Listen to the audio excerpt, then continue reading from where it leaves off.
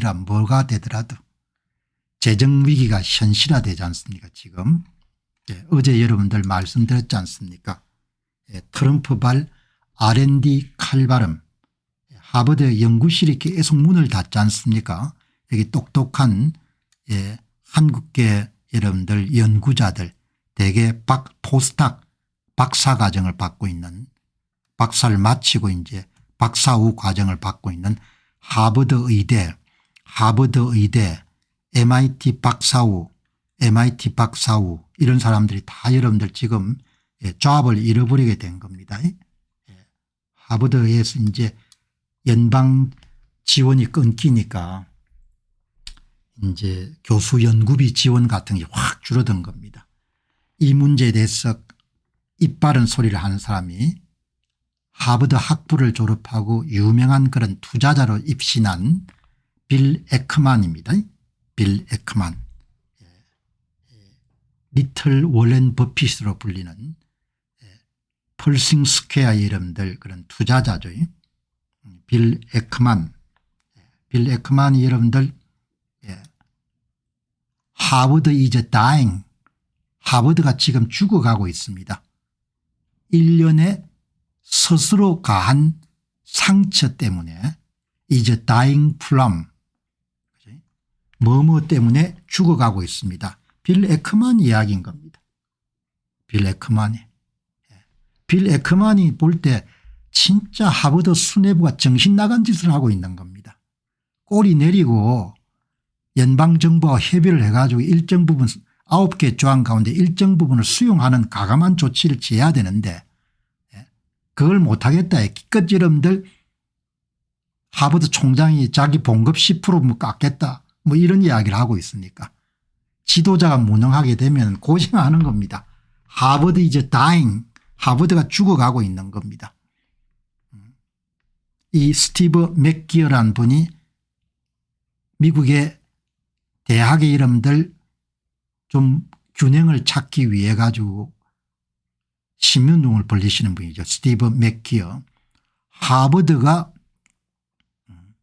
연속적으로 연방정부의 지원금의 중단된다는 그런 통보를 받았습니다. 그리고 지난 목요일 날 일어난 그 또 한 건의 연방정부 지원 중단 결정은 굉장히 심대한 타격을 미쳤습니다.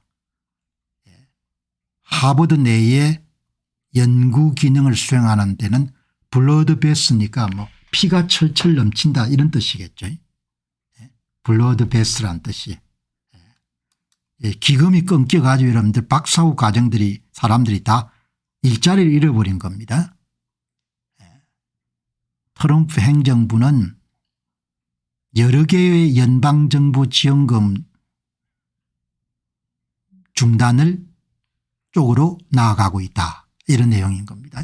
그래서 빌 에크만이 스티븐 맥기어 씨의 이야기를 여러분들 인용해 가지고 하버드가 죽어가고 있다. 빌 에크만이 상처로 죽어가고 있다. 스스로 가한 하버드에는 보조금 해지 통지가 쇄도하고 있습니다.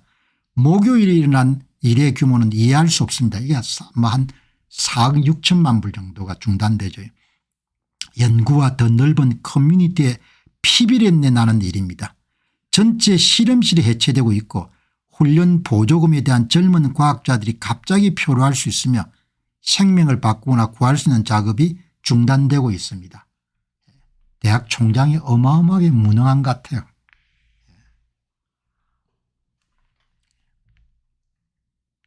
그러니까 뭐 대학 총장이 무슨 뭐 대단하겠습니까? 교수 출신이고 하니까 뭐 그런 경험들이 많지 않을 테니까. 여기 보시면은 어제 나온 내용이죠. 몰락하기 이전에 프라이드가 먼저 앞선다 이야기죠. 빌 에크만이 기부도 많이 했고 하버드 학부 출신이고 하니까 얼룸나이지 않습니까? 그러니까 상황을 좀 조정하기 위해 가지고 본인이 하버드 법인 하버드 코퍼레이션 이사의 멤버들에게 접촉을 한 겁니다. 내가 도와줄 테니까 내가 나서면 되겠냐. 그러나 아무런 그런 반응이 없었다는 거죠. 지난해 10월 달에는 그런 오프를 했을 때 우리가 그런 것을 받지 않겠다 이렇게 요구를 했다는 거죠. 그때는 그래도 반응이 있었는데 하버드 경제 상황이 그렇게 안 좋네요. 여기에 근로기란 표현한 걸 보게 되면은 하버드가 532억 기부금을 갖고 있는데 총누적입니다. 10억 2천만 달러 연간 연구비가 10억 2천만 달러 정도 되는 하버드에 단순히 곱하면 52년 동안 쓸 수 있는데 기부금 가운데 20%만 여러분들 마음대로 쓸 수 있고 나머지는 모두 다 기부한 사람이 제약 조건을 끌어넣은 모양입니다. 연간 24억 달러의 분배는 연구 비용을 초과하지만 대부분 연간 24억 달러 정도의 기부금을 받는데 그런 기부하는 사람들이 대부분 조건을 대가 이런 돈을 기부하기 때문에 연구기비로 전용해 쓸 수 없다는 겁니다. 연반 보조금 6억 7,400만 달러는 연구자금의 66%를 손실하는 것은 6억 7,400만 원을 연방 보조금이 끊어진 겁니다. 이게 5월 15일인가 지난 목요일 결정일 겁니다. 지난 목요일이 며칠이죠? 지난 목요일. 지난 목요일 5월 15일 결정입니다. 이게 하버드 전체 연구비의 66%를 차지하네요. 연방기금이 끊기게 되면은 그걸 커버할 수 없다는 겁니다. 커버할 수 없다는 거죠. 뭐 앞에서 어제도 말씀드렸지만 하버드가 채용 범죄를 범해온 거죠. 미국의 민권법이 규정하는 지원자에 대한 차별적인 대우를 할 수가 없는데 일정한 정책 목표를 정해놓고 이런 여성들과 소수자를 이런 더 뽑기 위한 그런 은밀한 불공정 채용 관행을 유지해 온 거죠. 그러니까 여기에 크리스토퍼 루포란 사람이 조사한 바에 따르면은 형사사건으로 입건될 수 있는 사건인 거죠. 미국의 민권법 위반되는 거죠.